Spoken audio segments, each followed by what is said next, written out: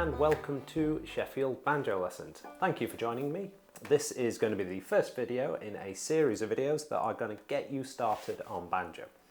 They're going to give you the main fundamentals that you're going to want to be working with and give you a really nice sound basis to build your playing from there.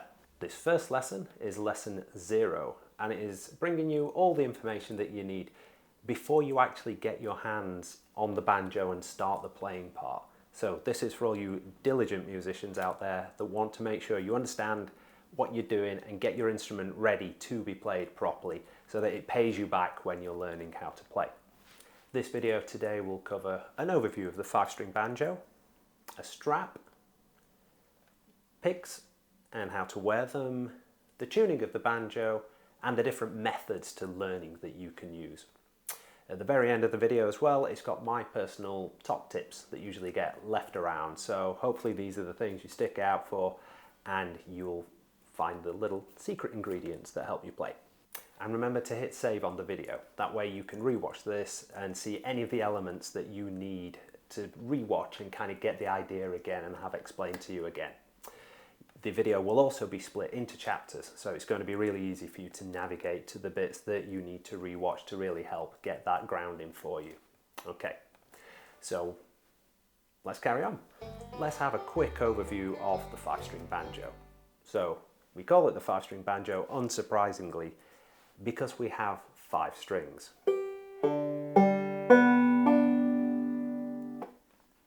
That is meaning that there's also things like a 4-string banjo, which they use in jazz, parlour, some orchestras, and predominantly in Irish music too. And you can get 6-string ones that kind of behave like a guitar. But for us, we're going to be learning the 5-string banjo. That gives us 4 full scale notes and then a 5th, which is a drone note. So it gives us a nice note that usually gets just played over the top of the others and carries it through, giving us a lot of sweet tones that we can look for when we're playing music. There are also a couple of different types of 5-string banjos. There's open back and these resonator banjos. Open back is kind of as the name suggests, which is that the bag, the actual pot, is open. So the sound will all kind of travel behind you.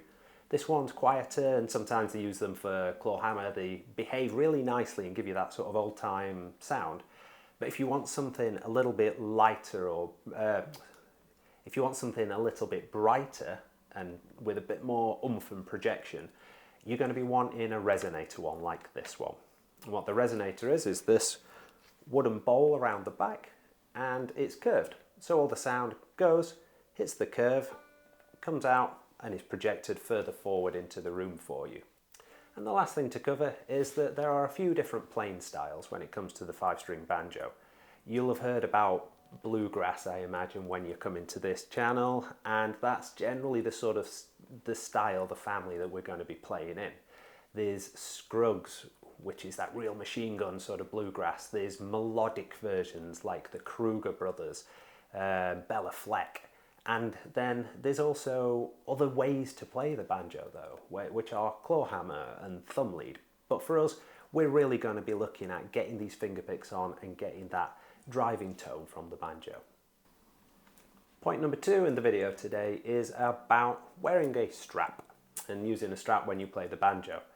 I've always found this super useful because actually the banjo is kind of a big circle, right? And is going to want to lean wherever it goes.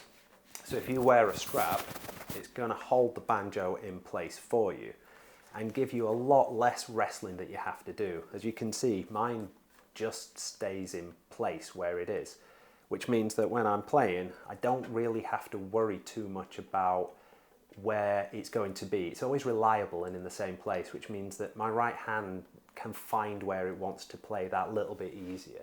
So I always advise that. Now, with straps, there's a couple of different varieties that you can get, and they're all different priced too.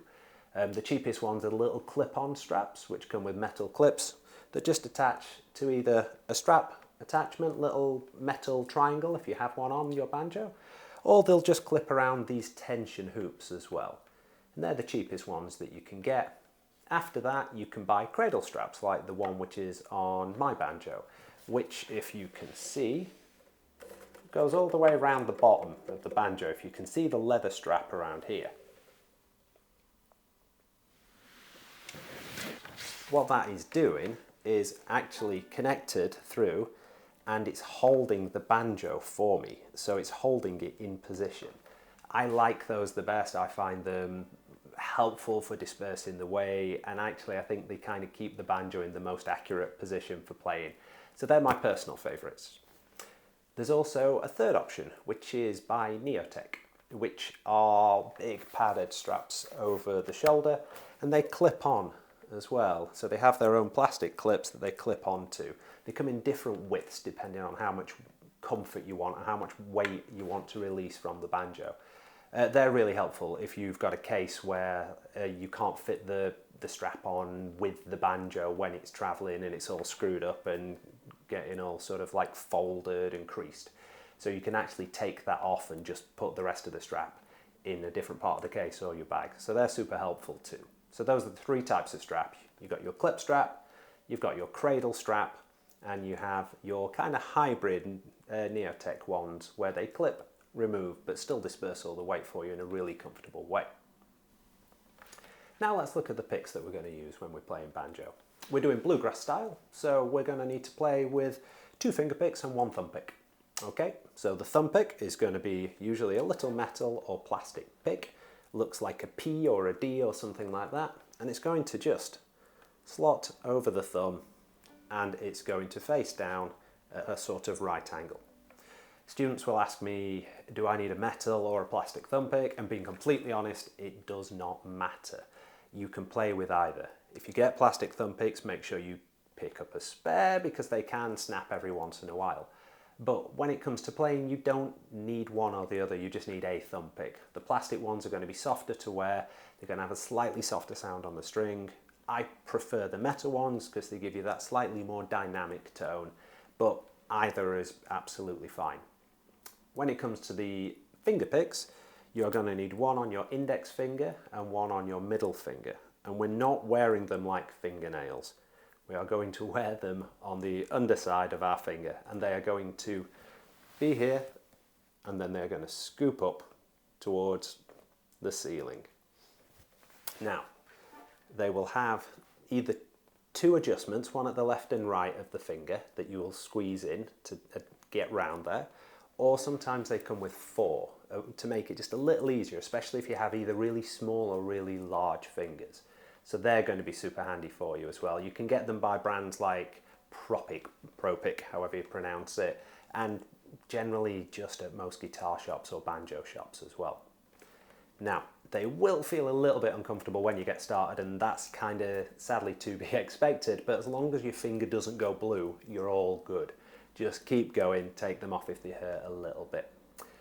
How far they go down, again, it's personal preference. I find that you are best with probably about 1/2 centimetre sticking out and curving out beyond the end of your finger. If you have it too long, you're reaching at your strings from a further distance, which makes it a little harder to play.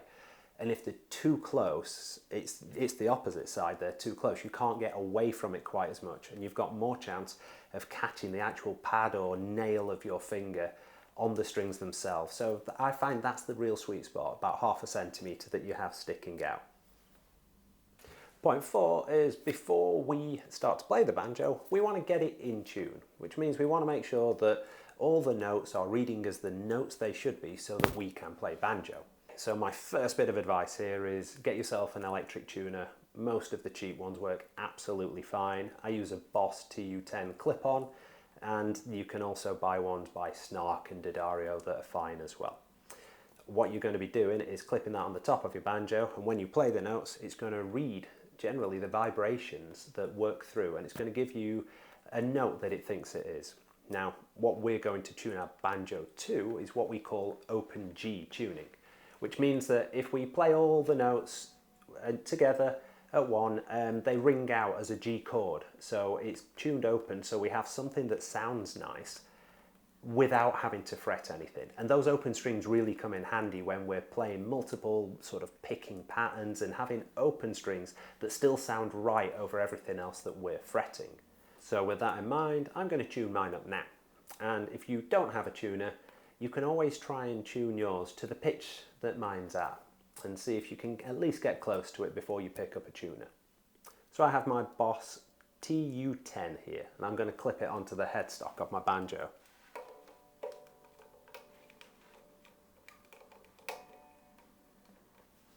And I'm going to play each of the strings one at a time, check the reading, and I'm looking for the arrows to meet in the middle to make sure that it's accurate. So I'm going to tune from the string that's closest to my chin first, which is string number 5, and that should be a high pitch G.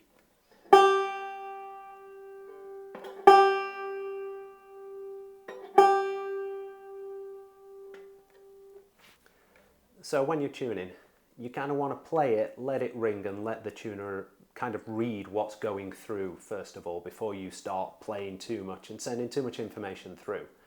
So halt your string after you've done that, and then we can do the next string. So I'll be doing the thickest one here, trace it to the top, make sure you don't tune the incorrect string and end up snapping strings by tightening them too much. And this one wants to read as a D, and it's going to be the lower of 2 Ds that we have.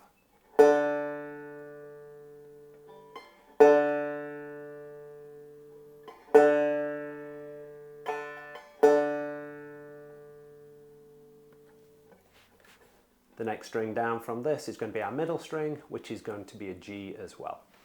It's going to be the lower pitch G compared to before.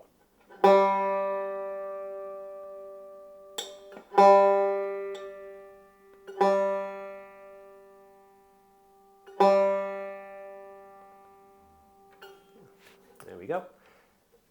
The next string below the middle G is going to be a B.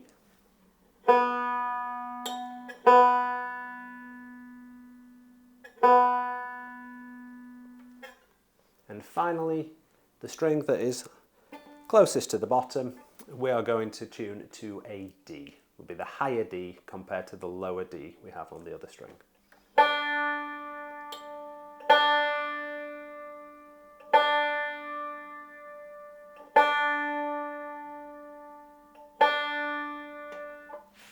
There we go. Now the banjo's in tune. Remember to turn the tuner off so that you don't drain the battery. Definitely not done that one before. And then just pop it to one side.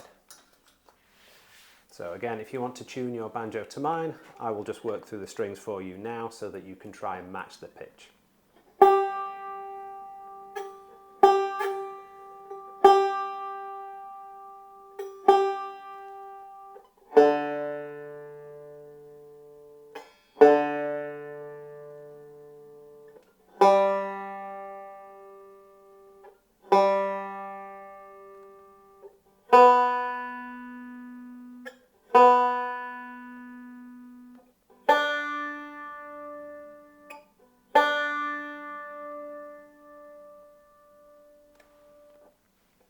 And then we'll now give it a test strum. There we go. Sounds really nice, doesn't it? We've got a strum note, all the notes played together, equal that G chord that we were talking about, and it sounds nice, and it sounds right, and it sounds like a something. So we're on a great start here. So point number 5 is going to be the different methods you can learn the banjo by using. The first one is lessons with a teacher. So face-to-face, sitting with someone in a room and getting that real good dynamic between the two of you. There's going to be online lessons you can do, whether it's through YouTube or a subscription service, where you can follow the instructional videos that are online. And the third way is by getting the books. So you can have the books, they'll explain things for you to read, they'll usually have the tab in there and sometimes helpful pictures. Now, I think all three have got a lot of value, and actually the best mix is kind of a mixture of all. But I do always say, get yourself to a teacher if you can, whether that is online or whether that is face-to-face. Because however wonderful YouTube, the videos and the books are, what they can't do is look at your right hand and tweak it for you, or hear what you're struggling with, or answer a question for you. So nothing ever really replaces that. And being honest as well, the last method that's really helpful is getting yourself with other musicians. The more you play with others, the more you learn and the more you adapt your playing, and you kind of understand the point of it as more than just the instrument in your hands. So even if it's just a jam with a friend that you kind of dare to play with, it's super, super valuable and worth doing. Or jam nights or getting into a band as well. If you have got this far into the video, it is now time for the top tips. So thank you for sticking with me. So the first tip that I always say for the banjo is keep it in tune. So when you have it, make sure that every time you play the banjo, you give it a quick tune, bring it up to pitch. And the reason is, one, it's going to sound nicer, but two, you get used to how it actually sounds in tune. So everything sounds right, which means when you play slightly off, you've got more chance of noticing and helping yourself and correcting that as you go. The next piece of advice is keep the banjo on a stand if you can, if you have space and no one's going to knock it over and break it. I find that like having the banjo on a stand in your house means it's one less barrier to being able to avoid getting to it or seeing it as a big chore when you really do want to get to it. So keep it on a stand if you've got space to do so. The next point is buy a case if you're going to be traveling with the banjo, or it's going to be stored somewhere for a certain amount of time, because it will really look after the metal and the wood, and it'll also take any little bumps for you ahead of the actual instrument taking them.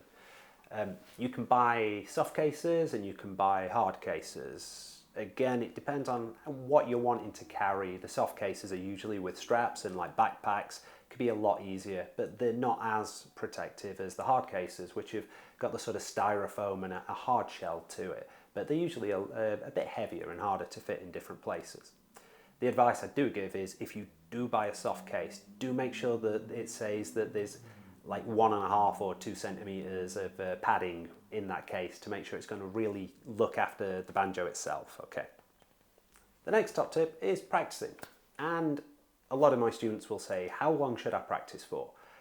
And I kind of say, well, it differs depending on who you are. It depends how much time you've got and how much you're wanting to put into it at any one point. You'll know your kind of diary and what you have going on, and you'll know how much is too much for you. So I would say it's just little and often is way better than just not at all, because you're waiting for the perfect opportunity of an hour or 2 hours. If you can get 15 minutes every few days, that's way better than nothing, and it's keeping you connected with it, whereas then maybe one of those days suddenly becomes 30 or 40 minutes and you get some growth on that as well. But just keep picking it up when you can, and you'll find that if you target doing something each of those days that you do pick it up, you'll grow and your playing will get better at a pretty nice pace, really. Now, my most important point is this one, which is make sure that you play correctly slowly as opposed to playing incorrectly with speed. So we all hear the banjo played a million miles an hour, especially if you do like someone like Earl Scruggs. But remember that when you see these people play at that pace, they're the finished article, and that's not where your journey is coming from. And that's absolutely fine. There's some amazing tracks out there that are played really slow, or really good songs that sound great at a way slower pace as well. And if you can be diligent to your practice, where you make sure that you play stably first and get yourself a real foundation, when that stability is in there, you will be able to then increase the tempo a little bit with that and play that little bit faster. But if you just rush, you're never going to really get that stable play where it's going to actually sound nice and be usable. It'll just sound messy and full. Okay. With that in mind, I will also caveat with a bit of column A, a bit of column B, right? Which is sometimes it's nice to just play it playing fast. You know, enjoy just picking around at speed and seeing how it sounds.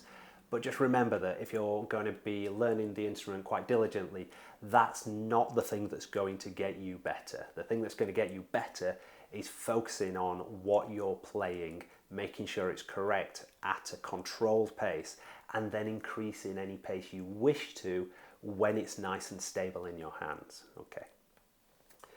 And the last point is keep it fun. That's what we're here doing it for. Okay, so with that, if there's anything that's causing you a bit of a stress with it, you've been playing something and it's really struggling to come out, just take a break. Simple as that. Just take a little break, come back to it when you're ready to have a cup of coffee or have a walk in the garden or whatever you can do, and just let your mind sort of declutter and then come back to it. And you'll find usually that it's a little bit easier to do so and you're just a lot less frustrated. And that way you're not carrying any frustration, which means that every time you get to the banjo, you're happy playing it rather than frustrated at not being able to do something. So just keep going and I promise you will get there. So thank you very much for sticking through lesson 0. This is for all you diligent players out there. So without any further ado, let's move on to lesson 1, where we're going to look at the good right hand position and get you really set up with that, and then we'll get playing. Let's go.